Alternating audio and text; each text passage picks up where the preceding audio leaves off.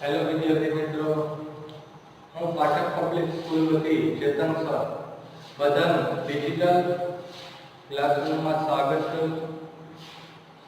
વિદ્યાર્થી મિત્રો, આપણો ઘણો બધો સમય કોરોના નામના વાયરસને હિસાબે ઘણો બધો સમય બગડ્યો છે. હવે આપણો સમય આ ન બગડે અને આ સમયનો સદુપયોગ થાય એ માટે પાટણ પબ્લિક સ્કૂલ વતી બધા શિક્ષકો હવે ડિજિટલ ક્લાસ એટલે કે વિડીયો માધ્યમથી હવે શિક્ષણ આપશે કે જેથી વિદ્યાર્થીઓ શાળા શરૂ થાય ત્યાં લગી પોતાના ઘરે રહીને અભ્યાસ કરી શકે અને ભણી શકે. આપણે છેલ્લા વિડીયોની અંદર ઝૂમમાં વિષય સામાજિક વિજ્ઞાનની અંદર પાઠ પહેલો ભારતનો વારસો એના વિશે એની પ્રસ્તાવના જોઈ કે વારસો એટલે શું. વારસો તો જો કે આપણે ખબર જ હોય છે વારસો એટલે પણ અહીંયા ભારતના વારસાની વાત કરવામાં આવી છે. ભારતનો વારસો શું છે? આપણો વારસો તો આપણે ખબર છે. આપણા મમ્મી પપ્પા દ્વારા જે પણ મિલકત, જે પણ બેંક બેલેન્સનું સર્જન થાય એને આપણે વારસો સમજતા હોઈએ છીએ. પણ આપણા દેશનો વારસો શું? ભારત દેશનો વારસો. તો આ વારસા વિશે આપણે પ્રસ્તાવના જોઈ. આપણો સાંસ્કૃતિક વારસો, આપણો પ્રાકૃતિક વારસો. ભગવાને આપણે શું આપ્યું છે? ભગવાને આપણે શું બક્ષિસમાં આપ્યું છે? આપણે ભગવાને આપણે શું ભેટમાં આપ્યું છે? એ વારસાની આપણે અહીંયા વાત કરવાની છે. ભગવાન દ્વારા આપણે મળેલું મફતનું ગિફ્ટ કે જેનો આપણે આજ લગીમાં એક પણ પૈસો ચૂકવ્યો નથી. જેમ કે વિવિધ પ્રકારના અથવા વિવિધ પ્રકારની વનસ્પતિઓ જે આપણે મફતમાં મળી છે. એના આ વનસ્પતિઓ આપણા જીવનમાં ઘણી બધી આપણી જરૂરિયાતોની પૂર્તિ કરે છે. તો આ એક વારસો છે, કુદરત દ્વારા આપણે મળેલો વારસો. પાણી, વરસાદ દ્વારા જે આપણે પાણી મળે છે એ પણ આપણે મુક્તમાં મળે છે. તો આ એક પણ વારસો છે પાણી. નદીઓ, વનસ્પતિ જીવન, ભૂમિ દ્રશ્યો, વન્ય જીવન, આ કુદરત દ્વારા આપણને મળેલો પ્રાકૃતિક વારસો. જો આપણે વારસાના મુખ્ય બે પ્રકારો પડે છે, એક પ્રાકૃતિક વારસો અને એક સાંસ્કૃતિક વારસો. તો પ્રાકૃતિક વારસાની અંદર કુલ 4 એના પેટા પ્રકારો છે. ભૂમિ દ્રશ્યો છે, નદીઓ છે, વનસ્પતિ જીવન છે અને વન્ય જીવન. આ કુદરત દ્વારા આપણને મળેલો વારસો. તો આની અંદર ભૂમિ દ્રશ્યો એટલે શું, નદીઓ એટલે શું, વનસ્પતિ જીવનમાં શેનો સમાવેશ થાય છે, વન્ય જીવનની અંદર શેનો સમાવેશ થાય છે, આ બધું આપણે વિસ્તારથી આજે જોશી. ભૂમિ દ્રશ્યો તો આપણે પહેલા ભારતનો પ્રાકૃતિક વારસો એટલે એને સમજશું, પછી આપણે એના પેટા પ્રકારો જોશી. પ્રકૃતિ, પર્યાવરણ અને માનવ જીવનની વચ્ચેના નિકટતમ સંબંધોનું પરિણામ એટલે પ્રાકૃતિક વારસો. જો વિદ્યાર્થી મિત્રો, પ્રકૃતિ, પર્યાવરણ અને માનવ જીવન વચ્ચેનો જે સંબંધ છે, નિકટતા છે. જો આપણે બધા પરસ્પર સહયોગથી ચાલીએ. પ્રકૃતિનું આપણે જતન કરીએ તો પ્રકૃતિથી ઘણો બધો આપણે ફાયદો થાય છે. જેમ કે વનસ્પતિ દ્વારા, વન્ય જીવન દ્વારા આપણને ઓક્સિજન મળે છે. પછી ગ્લોબલ વોર્મિંગથી બચી શકીએ છીએ. આપણે છાંયો આપે છે, ગરમીની અંદર ઘટાડો કરે છે, વરસાદ લાવવામાં વનસ્પતિ મદદરૂપ થાય. તો એક આપણો વારસો છે. એ અરસપરસ નિકટતમ સંબંધોથી આ બધું ચાલે છે. જેમાં ઊંચા પર્વતો, નદીઓ, ઝરણા, સાગરો, લાંબા દરિયા કિનારા, વિશાળ ફળદ્રુપ મેદાનો, ખીણ પ્રદેશો, રણોનો સમાવેશ થાય છે. તથા વૃક્ષો, વનસ્પતિ, જીવજંતુઓ, ઋતુઓ, પશુ પક્ષી, પ્રાણીઓ અને વૈવિધ્યપૂર્ણ વિવિધ પ્રકારના ભૂમિદ્રશ્યો, જેની અંદર ખડકો, ખનિજ, ખડકો એટલે કે પથ્થર, વિવિધ જાતના આપણે પથ્થર જે જોવા મળે છે ને, પથ્થરો, ખડકો, અને આ ભૂમિની અંદરથી જે વિવિધ પ્રકારના ખનિજો નીકળે, સોનું, તાંબુ, ચાંદી, પેટ્રોલિયમ, આ બધું નો સમાવેશ ભૂમિદ્રશ્યોની અંદર થાય.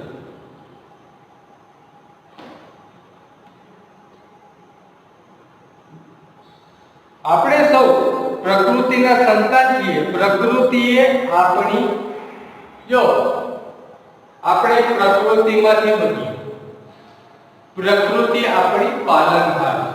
જ્યાં પ્રકૃતિ ન હોય અથવા પ્રકૃતિનું આ જમીન ઉપરથી અસ્તિત્વ જતું રહેશે તો એક પણ જીવ આ પૃથ્વી ઉપર જીવિત નહીં રહી શકે. પ્રકૃતિ આપણી પાલનહાર છે. પ્રકૃતિ દ્વારા આપણે ખોરાક, પાણી, ઓક્સિજન, આવું બધું આપણે મળે છે. તો આપણે આ પ્રકૃતિનું જતન કરવું જોઈએ અને પ્રકૃતિને સાચવવી જોઈએ.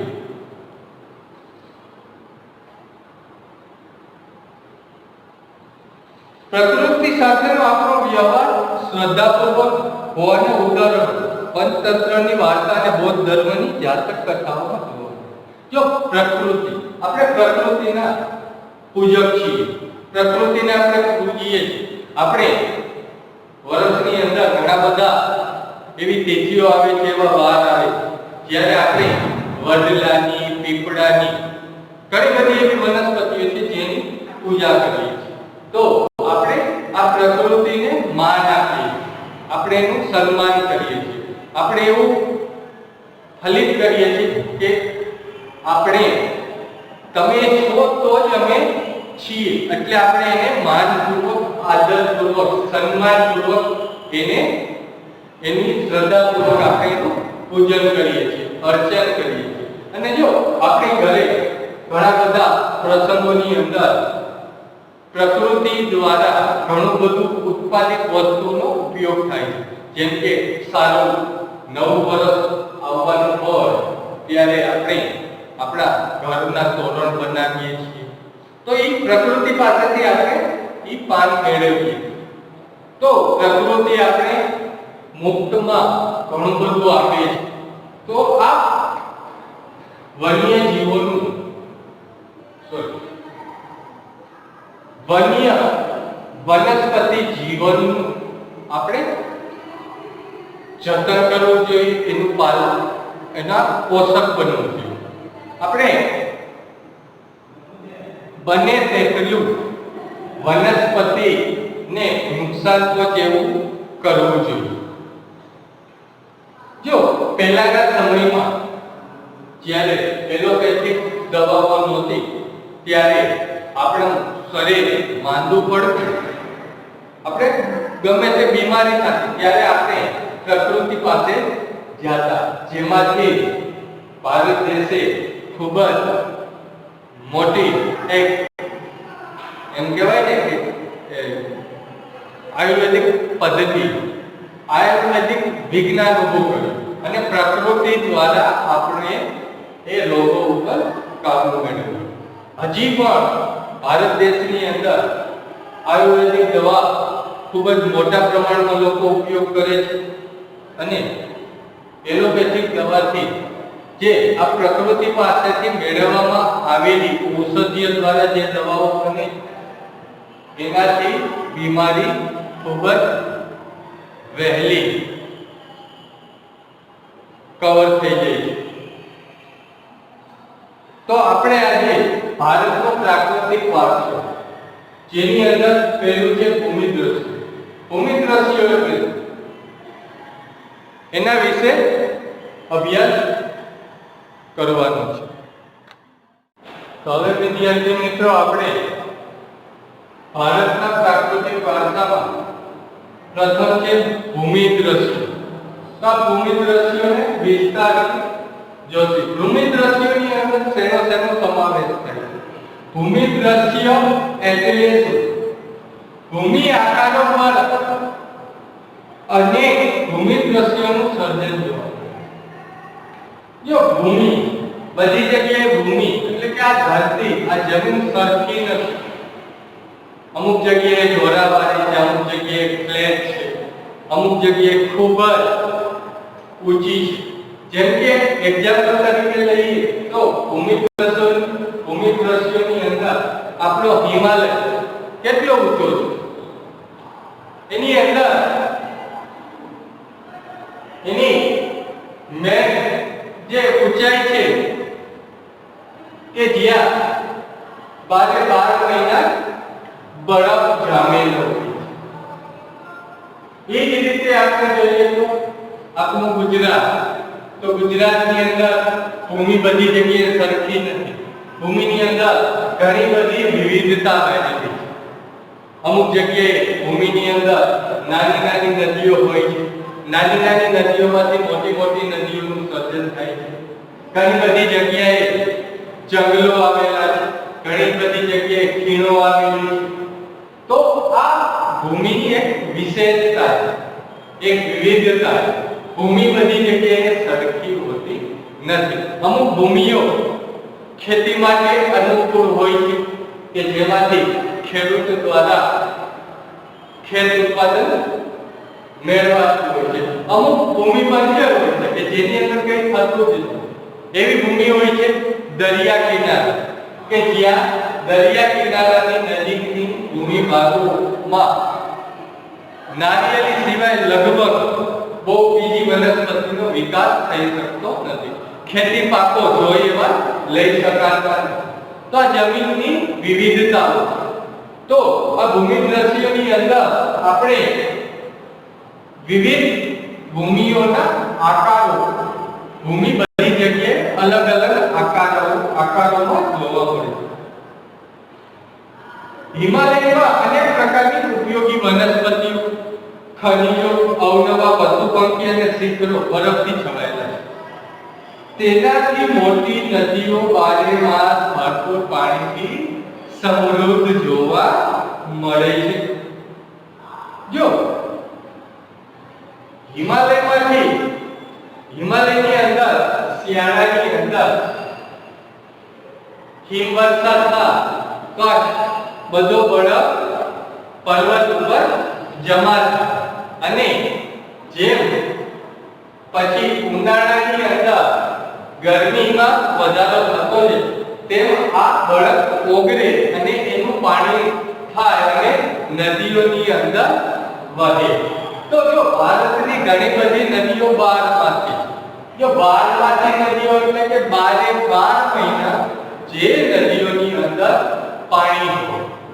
જો અહીંયા હું તમને એક એક્ઝામ્પલ આપું, જેમ કે ગંગા નદી, સિંધુ નદી, આ ભારતની મુખ્ય નદી ગંગા અને સિંધુ. ગંગા નદી મુખ્યત્વે ભારત થઈ અને બાંગ્લાદેશમાં થઈ અને બંગાળની ખાડીમાં દરિયામાં મળે છે અને સિંધુ નદી પંજાબ થઈ પાકિસ્તાનમાં થઈ અને અરબ સાગરમાં. જો સિંધુ નદી મોટી નદી છે પણ ભારતમાં એનો ભૂમિ પ્રદેશ એટલે કે એની લંબાઈ ઓછી, પાકિસ્તાનમાં એની લંબાઈ જાજી. ભારતની સૌથી મોટી નદી ગંગા, લગભગ ગંગા નદીની કુલ લંબાઈ 2500 કિલોમીટર જેવી છે અને એનું ઉદ્ભવ સ્થાન હિમાલયના ગંગોત્રી પાસે. તો આ નદીઓ બારે બાર એની ઉપર બંધ ન હોય ને પાણી, આપણે જો સૌરાષ્ટ્રની અંદર કાયમી એટલે કે 12 નદી ઓછી છે, ઓછી એટલે કે છે જ. શું કરવા? કારણ કે આપણે અહીંયા વરસાદ પૂરો થઈ જાય પછી એ નદીઓની અંદર પાણી આવી શકે એવું એક પણ સ્ત્રોત કે એવું એક પણ માધ્યમ છે. એટલે આપણે શું કરીએ છીએ, અહીંયા નદી ઉપર મોટા મોટા બંધ બનાવીએ કે જેથી જે પાણી દરિયામાં વહી જતું હોય ચોમાસા દરમિયાન એ પાણી આપણે ડેમમાં સાચવીએ, રિઝર્વ કરીએ. જેમ કે નર્મદા, કાકરાપા, ઉકાઈ આ આપણા મુખ્ય બંધો છે. જેમ નર્મદા ગુજરાતની જીવાદોરી સમાન છે. નર્મદા દ્વારા આખા ગુજરાતમાં પીવાલાયક અને ખેતીલાયક પાણી પૂરું પાડવામાં આવે છે. જ્યારે હિમાલયમાંથી નીકળતી નદીઓની અંદર 12 માસ પુષ્કળ પ્રમાણમાં પાણી હોય છે. ઉનાળાની અંદર ઘણીવાર ગંગા નદીની અંદર પણ પૂર આવે, કારણ કે ખૂબ જ ગરમી પડે તો બરફ ખૂબ જ વધુ પ્રમાણમાં ઓગળે. એના હિસાબે આ નદીઓમાં ઉનાળે પણ પૂર આવતા હોય છે. તો 12 માસ નદીઓની આ ખાસિયત હોય છે કે એની અંદર 12 મહિના વિપુલ પ્રમાણની અંદર પાણી હોય છે. તરાઈના જંગલો પણ ત્યાં આવેલા છે. તરાઈ એટલે કે હિમાલયની અંદર ઘણી બધી વનસ્પતિઓ ઉગે છે અને હિમાલય પર્વત ઉપર ઘણી બધી જગ્યાએ જંગલો બન્યા છે, જેને આપણે તરાઈના જંગલો તરીકે ઓળખવામાં આવે છે. હિમાલયમાં અમરનાથ, બદ્રીનાથ, કેદારનાથ જેવા યાત્રાના સ્થળો, નંદા દેવી જેવા શિખરો પણ આવેલા છે. ભારત માટે હિમાલયનું મહત્વ ઘણું છે. જો હિમાલય છે એક ચટ્ટાનની જેમ ભારત દેશનું રક્ષણ કરે છે. સાથે સાથે ભારત દેશને ઘણી બધી સંપત્તિ આપે છે, જેમ કે પાણી, વનસ્પતિ. જે આપણે શિયાળો અનુભવીએ ને એ પણ હિમાલયને આભારી છે કે આપણે 4 મહિના એસીમાં નથી રહેવાનું, પણ એસી જેવું વાતાવરણ હિમાલય દ્વારા બને છે. તો આ હિમાલય દ્વારા આપણને મળતું એક વિશેષ ભેટ છે કે હિમાલય દ્વારા આપણને ઘણું બધું મળે.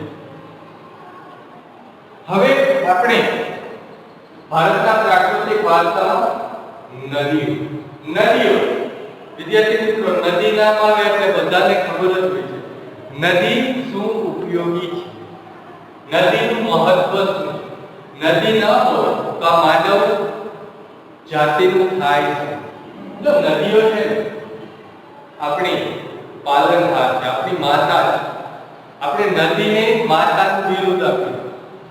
આપણી ભારતની સંસ્કૃતિ એવી છે કે જે આપણને મદદ કરતા છે, જે આપણને ઉપયોગી છે, એને આપણે શિરો એટલે કે માથા ઉપરનું સ્થાન આપીએ. આપણે એને પૂજન કરીએ, નદીઓનું પૂજન થાય. જો ગંગા નદીની આરતી રોજ થાય છે, તમને ખબર છે ને, ગંગા ઘાટે હરિદ્વારની અંદર રોજ ગંગા આરતી થતી. તો આપણી આ એક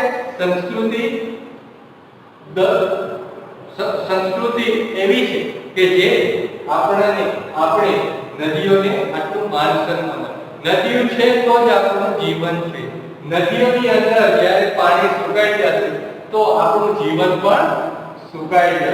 એટલે નદીઓ આપણી માતા છે.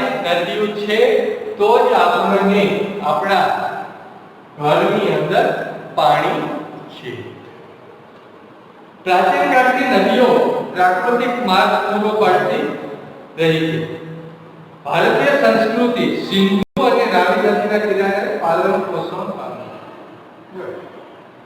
આપણે ભારત દેશ ની એટલે કે ભારત દેશની અંદર જ્યારથી આજથી 10,000 વર્ષ પહેલા ભારતીય સંસ્કૃતિ નો ઉદ્ભવ એટલે કે ઉદ્ભવ થયો એ નદીઓનો કિનારે થયો છે. સિંધુ અને રાવી નદીના કિનારે ભારતીય સંસ્કૃતિ ઉદ્ભવી.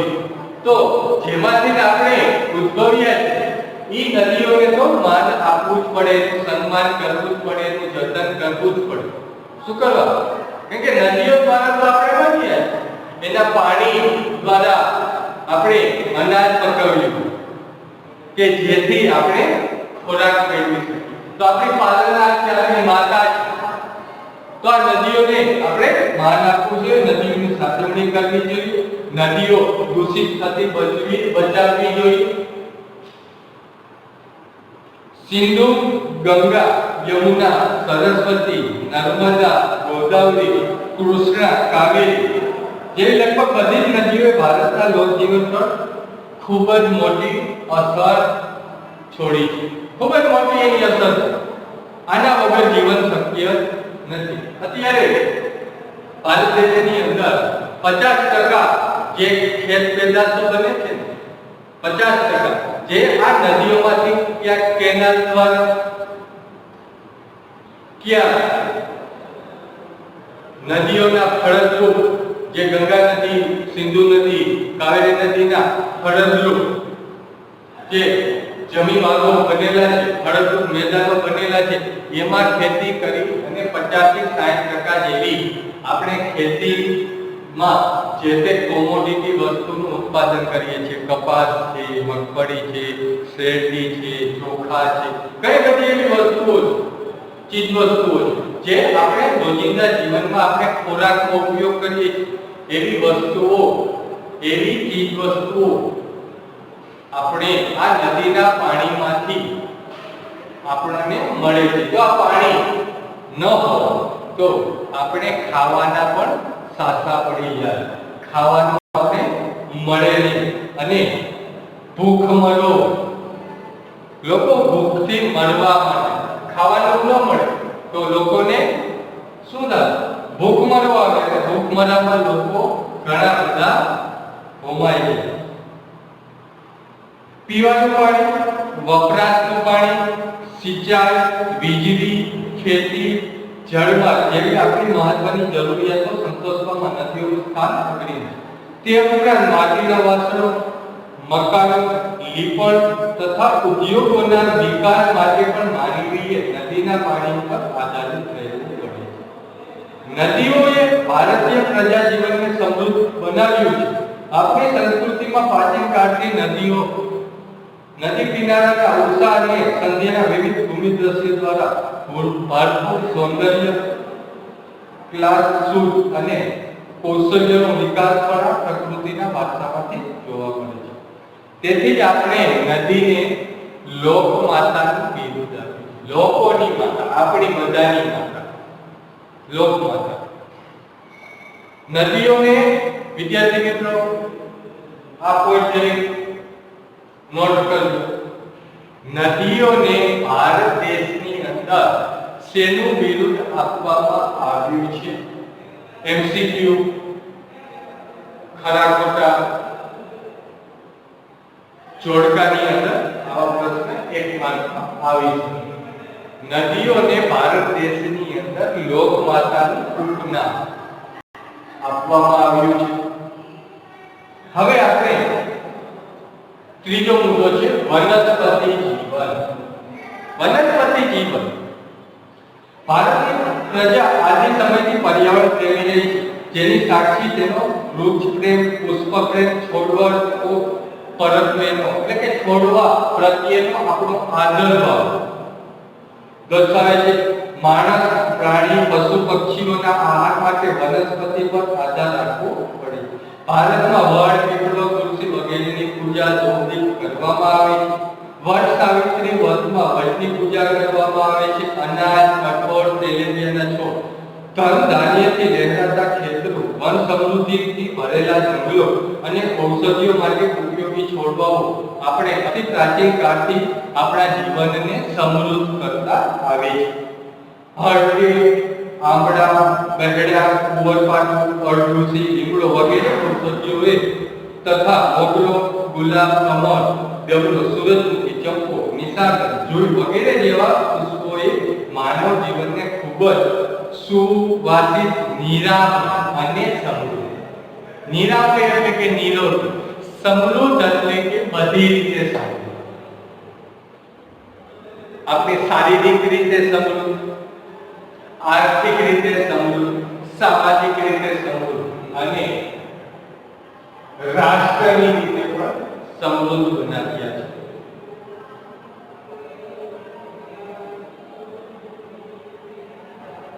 હવે આપણે વન્ય જીવન વિશે જોઈએ. પ્રાચીન સમયથી ભારત દેશ પ્રકૃતિ પ્રેમી હોવાની સાથે સાથે પ્રાણી પ્રેમી સંસ્કૃતિ ધરાવતો દેશ છે. આપણું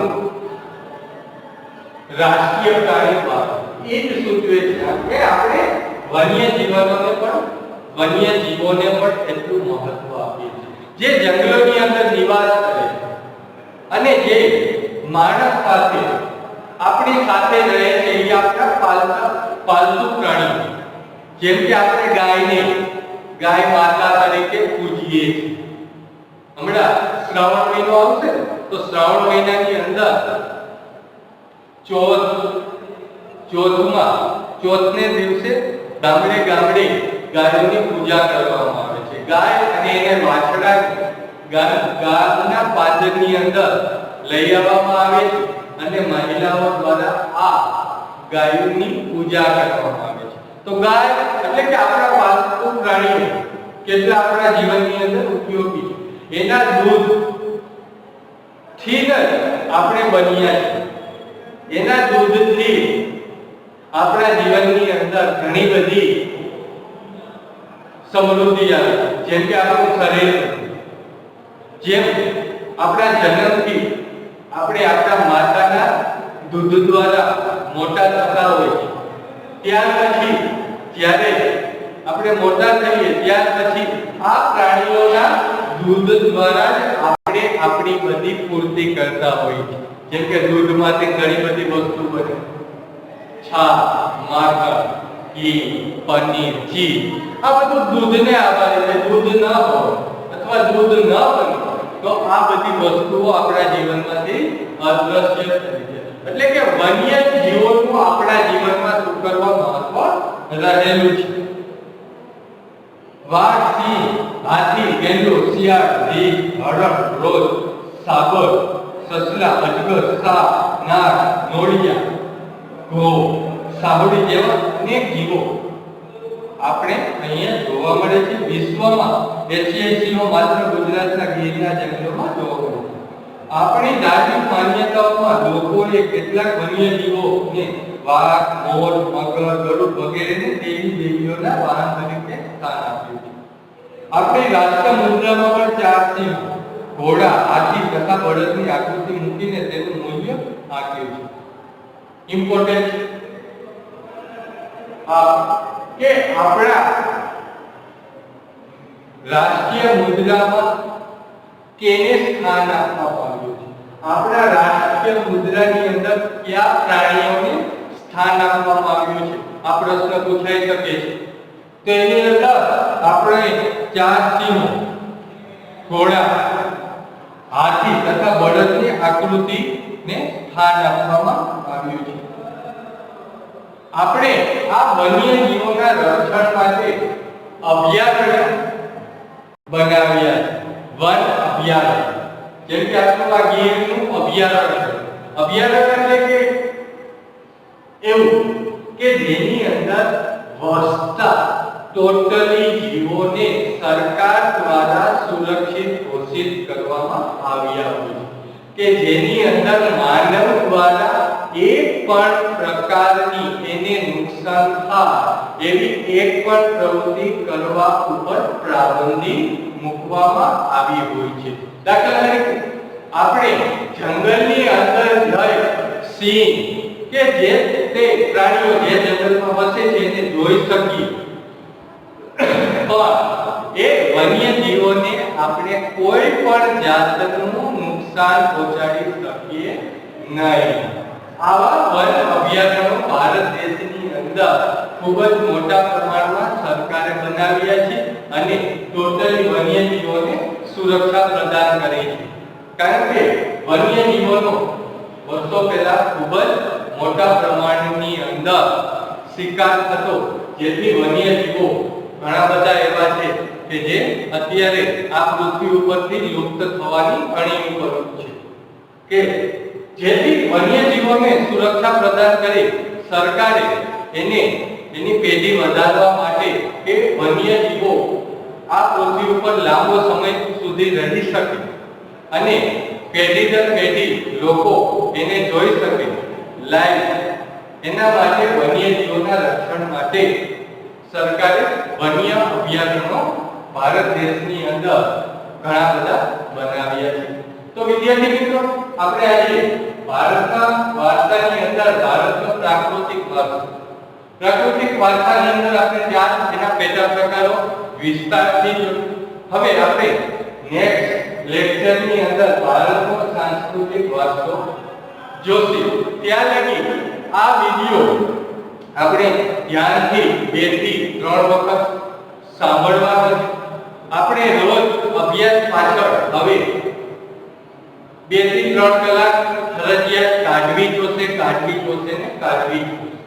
શું કહો, આપણે 10મું ધોરણ શરૂ 10મા ધોરણમાં છીએ, તો 10મા ધોરણની અંદર જેટલી મહેનત આપણે વધુ કરશી એટલું આપણું માર્ક સારા આવશે અને આપણું ભવિષ્ય સુનહેરું સરસ આપણે બનાવી શકીશું. તો સાંસ્કૃતિક વારસો હવે આપણે નેક્સ્ટ પીરિયડની અંદર જોશી. આની અંદર મૂંઝવતા જે તે પ્રશ્ન હશે તે આપણે કોઈ પણ પ્રશ્ન હશે તો જ્યારે આપણે શાળા શરૂ થશે ત્યારે જોશી. અને આપણે આ પહેલા પાઠનું લગભગ હોમવર્ક પૂરું થઈ ગયું છે. આખો પાઠ તમને સમજવામાં સરળતા રહેશે, કારણ કે આપણે આ પાઠ પહેલો હોમવર્કની અંદર પહેલા જ પૂરો કરી દીધો છે, એટલે તમને સમજવામાં ખૂબ જ સહેલો રહેશે. ઘરમાં જ રહેજો, મમ્મી પપ્પા સાથે હળીમળીને રહેજો, એના અનુભવો મેળવતા રહેજો અને કામમાં મદદરૂપ થતા રહેજો. સાથે સાથે ઘરકામ સાથે આપણે આપણું કર્મ જે છે ભણવાનું, એ પણ ભણતર પાછળ હવે સમયમાં વધારો કરતા રહેજો. બધા આનંદમાં રહો એવી પાઠક પબ્લિક સ્કૂલ વતી બધાને શુભેચ્છાઓ.